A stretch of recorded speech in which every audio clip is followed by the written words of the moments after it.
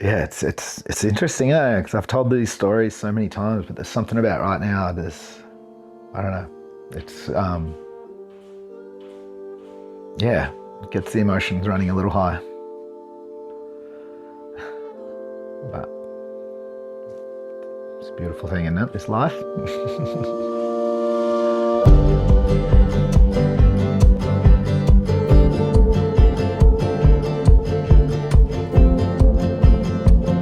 What was the most challenging time in your life and how did you get through it? Most challenging time in my life? Definitely the car crash back in 2022 that almost took my life. The only way for me to actually get myself better is to do the work.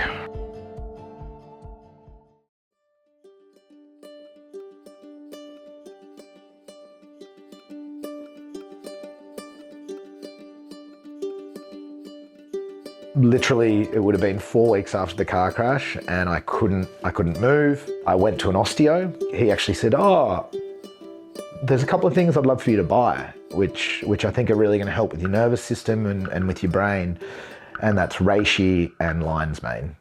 And I'd never heard of it before. And I was like, okay, well, as I say, I'll give it a go. Yep, that kind of started my journey down this oh, okay, there's different things that I can take which can really help. There's no one thing, right? There's no silver bullet. But if that can then help with my yoga and help with my surfing and help with my therapy, and I'm building up all these tiny little building blocks of life, if I can get a really strong foundation there, then I can build up. Having a dad who's such a larger-than-life, eccentric and high-profile character in the surfing world, I mean, it definitely shaped me. Don't get me wrong, it was an incredible childhood in so many ways, but it was also pretty chaotic and at times really unstable. It probably actually led to my kind of self-confidence really taking a bit of a hit. And that shows in the fact that I ended up in the mining industry. And then I just got to the end of that in my late 20s and just realized no, this isn't you. And no matter what, you just need to get out of this and get out there and follow something that you actually are passionate about. Hence, going and studying environmental science. From there, joining community groups, running in the state election in 2018, and then backed that up with running in the 2019 federal election. But it was really interesting because I look back now, it's like it all happened so fast. Taking on these campaigns like Fight for the Bite, I kind of realized oh, actually, I'm pretty good at this. This is something that I really enjoy. My friends joked to me that I was part-time at Surfrider Foundation and part-time running Varuna, which was a environmentally conscious surfboard company. The joke was, it was like, you've got 2 full-time jobs. How are you managing this? Planning campaigns, talking to politicians, planning events.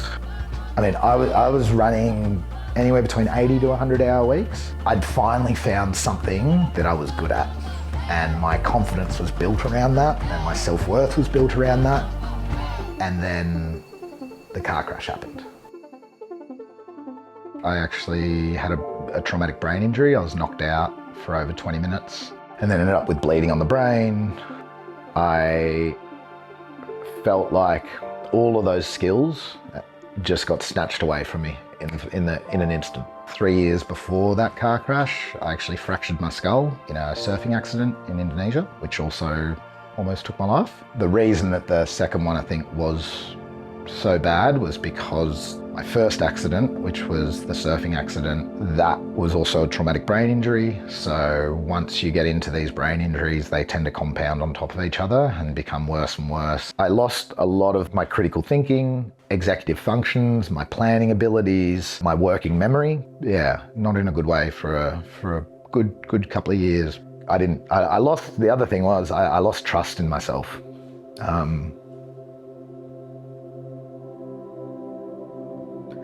Which is the first time I've just realised that.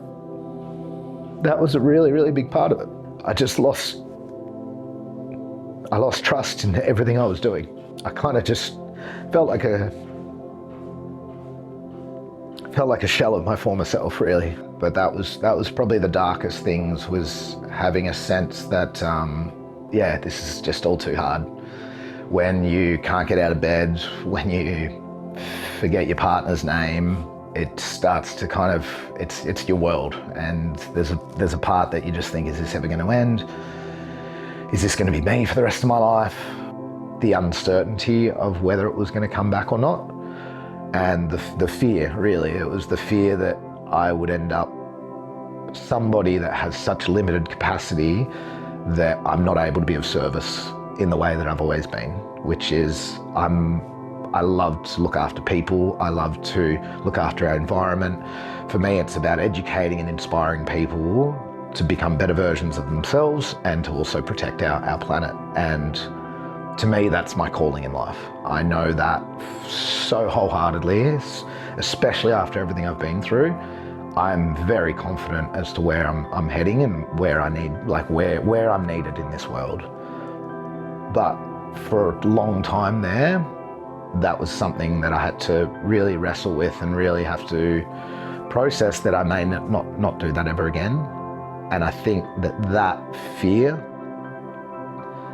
is what really, really lit that fire under me. And just, I had these moments of just going, I'm not going to let this beat me. To me, the choice was really easy. It was, I either put myself into the victim mentality and will use this as an excuse for the rest of my life for every single mistake I ever make, or I look at it as this challenge where I can go, okay, are there mushrooms that can help? Yes, I'll look into that. Are there alternative therapy sessions? Yeah, I'm going to try that. Does yoga help with nervous systems? Absolutely. All right, let's get into that. Meditation, let's do this. And finding what works for you and making sure that that turns into a balanced life in general. Some of the things that I was doing in terms of work was part of my ego and needing to prove myself to myself and to others around me that I am worthy of being here and I'm worthy of this. And I think now where I'm at is I've realized, I'm like, I am good enough just the way that I am, with 2 brain injuries, you know, with all of my faults. And I don't need work to prop me up and give me self-worth. I've learned to find self-worth in those little things that I do, you know, in the fact that just generally I approach life in a way that I'm really happy with. So to me, that's enough.